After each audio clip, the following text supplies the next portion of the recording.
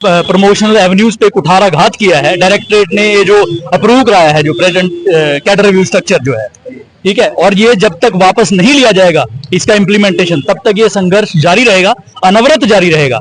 सिर्फ कुछ पॉलिसीज की वजह से या किसी व्यक्तिगत फायदे की वजह से, जिसमें डिपार्टमेंट के और हमारे देश के फायदों को दरकिनार करके इन लोगों ने जो कैडर रिव्यू किया है, तो उनकी व्यक्तिगत फायदे की वजह से कई लोगों की जवानी बर्बाद हो रही है।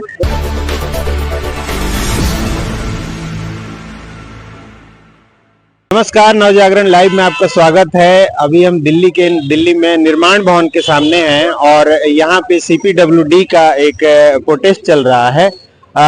कई मांगे हैं इन लोगों की, हम इन्हीं से जानते हैं। सर, क्या कहेंगे इस प्रोटेस्ट को लेकर, क्या मांग? देखिए, ये प्रमोटिंग इंजीनियर्स के प्रमोशनल एवेन्यूज पे कुठाराघात किया है। डायरेक्टरेट ने ये जो अप्रूव कराया है, जो प्रेजेंट कैडर रिव्यू स्ट्रक्चर जो है, ठीक है, और ये जब तक वापस नहीं लिया जाएगा इसका इम्प्लीमेंटेशन, तब तक ये संघर्ष जारी रहेगा, अनवरत जारी रहेगा, और इसको और भी इंटेंसिफाई किया जाएगा।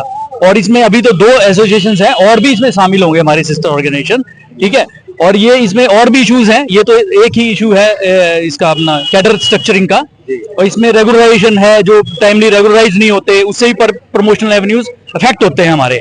और इश्यूज हैं जैसे इंटर रीजनल ट्रांसफर वगैरह हैं, उस सब में अभी हम लोग सारे इसका जो डिमांड्स थी हमारी, इनका एक ज्ञापन हमने मंत्री जी के ऑफिस में अभी सौंप के आए हैं, और उनके पीएस से हमारी अच्छी बातचीत हुई है, मीटिंग हुई है। उन लोगों ने कॉग्निजेंस लिया है, सारी मांगों का हमारी संज्ञान लिया है, और हमें आश्वासन दिया है कि वो इस पे मतलब इनको रिजॉल्व करने की, रेजोल्यूशन की तरफ ले जाएंगे। अगर नहीं किया गया तो ये संघर्ष जारी रहेगा। तो ये आप लोगों का आज सांकेतिक धरना शुरुआत है कि? जी, ये काफी अरसे के बाद अभी शुरुआत की है, मगर ये फर्स्ट स्टेप है, और ये आगे चल के और इंटेंसिफाई होगा। हाँ जी। तो लगातार प्रोटेस्ट जारी हैं इस देश में, लेकिन सरकार सुन नहीं रही है, तो क्या कहेंगे आप लोगों के? इस प्रोटेस्ट से सुनेगी? ये संख्या भी नहीं है। बिल्कुल बिल्कुल सुनेगी, क्योंकि देखिए, हम लोग कर्णधार हैं, हम निर्माता हैं इसके। अब सीपीडब्ल्यूडी को कहा जाता है ये नेशंस बिल्डर हैं, तो हम लोग स्टेक होल्डर हैं नेशन की डेवलपमेंट में। और ये जो हम कर रहे हैं, ये सिर्फ अपने कैडर के लिए नहीं कर रहे, हम ओवरऑल इस विभाग की बेहतरी के लिए कर रहे हैं। ये संघर्ष है, इसमें इसका बेहतरी निहित है, मतलब डिपार्टमेंट की भी। जी, अपना परिचय? मैं पीएस चौहान हूं, general secretary all India CPWD engineer association, जो इस जॉइंट फोरम का एक घटक है। दूसरा घटक है सीपीडब्ल्यूडी जेई इंजीनियर एसोसिएशन।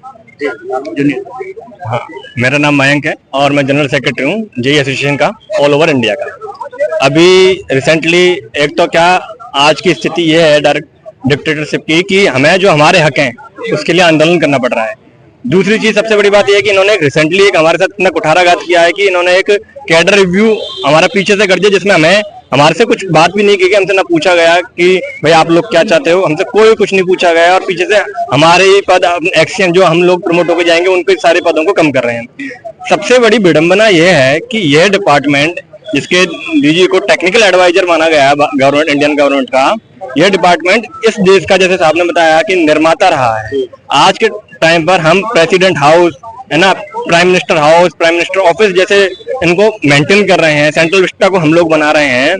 इस डिपार्टमेंट में जो आने वाला हर जो एम्प्लॉय है, इंजीनियरिंग कैडर का सबसे, किसी भी एग्जाम का सबसे टॉपर होता है, वो चार्म होता है। और जो हम लोग अभी आ रहे हैं, आजकल इतना कंपटीशन का लेवल है, तो जो आ रहे हैं, कई लोग ऐसे हैं जो एनआईटी से और ऐसे आईआईटी से एमटेक करके आ रहे हैं, उनकी पूरी जवानी इस डिपार्टमेंट में लगी हुई है। और सिर्फ कुछ पॉलिसीज की वजह से या किसी व्यक्तिगत फायदे की वजह से, जिसमें डिपार्टमेंट के और हमारे देश के फायदों को दरकिनार करके इन लोगों ने जो कैडर रिव्यू किया है, तो उनकी व्यक्तिगत फायदे की वजह से कई लोगों की जवानी बर्बाद हो रही है। ये लोग कहीं, हम लोग कहीं अच्छी जगह जाते हैं, कहीं हम प्राइवेट भी करते हैं तो अच्छे पैकेज पे जाते हैं और देश में योगदान देते हैं। लेकिन यहाँ पर हम इसलिए आए कि हम देश में अच्छे गवर्नमेंट में जॉब करेंगे तो थोड़ा ये चार्म इसलिए रहता है कि सोसाइटी में थोड़ी ज्यादा रेस्पेक्ट होती है। लेकिन जब प्रमोशन नहीं देते हैं, जब प्रमोशन नहीं मिलता है, तो वो सोसाइटी की रेस्पेक्ट भी खत्म, हम लोग सैलरी भी प्राइवेट के बराबर तो नहीं है। उसके बाद जब ये सारे चार्म खत्म हो जाते हैं, तो फिर इस डिक्टेटरशिप का कोई मतलब नहीं रहा कि आप अपने किसी पर्सनल बेनिफिट के लिए डिपार्टमेंट और हमारे जो देश है उसके खिलाफ कुछ ऐसा कर दो जिससे इसका विकास रुके। हम चाहते हैं कि विकास नहीं रुकना चाहिए, ना देश का विकास रुके, हम चाहते हैं किसी का भी नहीं रुके, हम नहीं चाहते कि उनका भी विकास रुके। लेकिन अगर वो अपना विकास चाहते हैं तो हमारे ऊपर, हमारी कब्र के ऊपर अपना विकास ना करें। हमें कम से कम जीने का अधिकार है, हमें भी उस सम्मान को पाने का अधिकार है, हमने भी कोई एग्जाम पास किया है, वो हम सब लोग चाहते हैं। और अगर ये नहीं किया गया तो हमारे पास सिवाय आंदोलन के कोई और विकल्प नहीं बचेगा। देश में डिक्टेटरशिप की बात तो काफी दिन से हो रही है, लेकिन आपके डिपार्टमेंट में भी डिक्टेटरशिप है। देश में डिक्टेटरशिप से हमारा कोई ताल्लुकात नहीं है, देखिए क्योंकि हम सरकारी गवर्नमेंट एम्प्लॉय, हमारे लिए ऐसा कुछ नहीं है अब तक, है ना। हम लोग कर रहे हैं देश के लिए काम, जो हमें काम मिलता है हम पूरे तन मन धन से मिलते हैं। कई बार देश की जैसा भी G20 है, कई बार रेपुटेशन का सवाल होता है, जब हमें दिन रात काम करना पड़ता है, हमें उसमें कोई दिक्कत नहीं है। देश की रेपुटेशन हमारी, हमें कोई ऐसे पर्सनली देश की तरफ से टारगेट नहीं किया गया, लेकिन पॉलिसीज में जो इंटरफेयर, हमें काम करने में कहीं कोई दिक्कत नहीं, क्योंकि हमें पता निर्माता है, हमें ज्यादा काम भी करना पड़ेगा, हमें रिकॉग्नाइज भी उसी हिसाब से मिलता है ना, हमारी रेस्पेक्ट। लेकिन जब रेस्पेक्ट ही खत्म हो गई और हम काम भी कर रहे हैं तो फिर उसका कोई मतलब नहीं रहा। फिर अब अगला स्टेप क्या होगा? अगला स्टेप ये है कि अभी पीएस साहब से बात हुई मंत्री साहब के, तो वो उनका पॉजिटिव रिस्पॉन्स था, उन्होंने हमारी बातें समझी, अच्छे से सुनी और उन्होंने कहा कि हम इस पर कार्रवाई करेंगे। अगर नहीं होती है तो हम अभी फिर से नए आंदोलन की दशा और दिशा तय करेंगे। आज तो थोड़ा छुट्टी वाला माहौल है, दिवाली वाला माहौल है, कई लोग चले गए, बहुत लोग उत्तेजित हैं, जैसे ये पता चला, क्योंकि अभी हमें बहुत ज्यादा समय नहीं हुआ हमें पता चलने में, तो बहुत छोटे समय में इतनी बड़ी रैली आयोजित की गई है। और हम देखिए, हमें भी अच्छा नहीं लगता काम दाम छोड़ के हम भी यहाँ पर आए, लेकिन अभी जो हो रहा है उसके लिए लड़ना पड़ेगा और आगे हम दशा और दिशा इसकी तैयार निर्धारण करेंगे कि आंदोलन को हम कैसे आगे बढ़ा सकते हैं और अपने हक को वापस लेंगे। जय हिंद।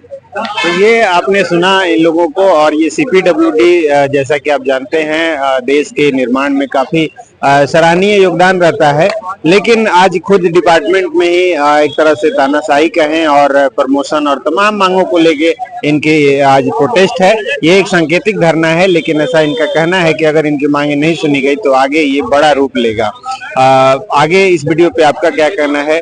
बने रहिए नवजागरण लाइव।